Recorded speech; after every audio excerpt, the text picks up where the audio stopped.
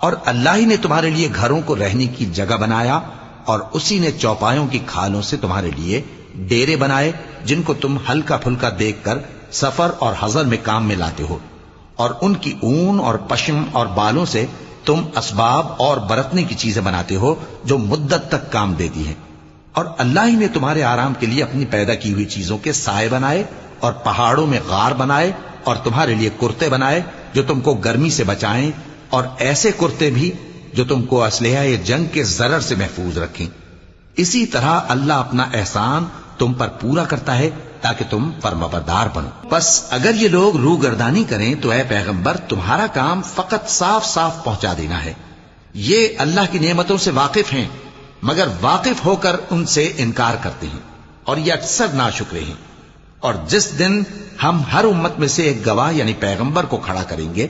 پھر نہ تو کفار کو بولنے کی اجازت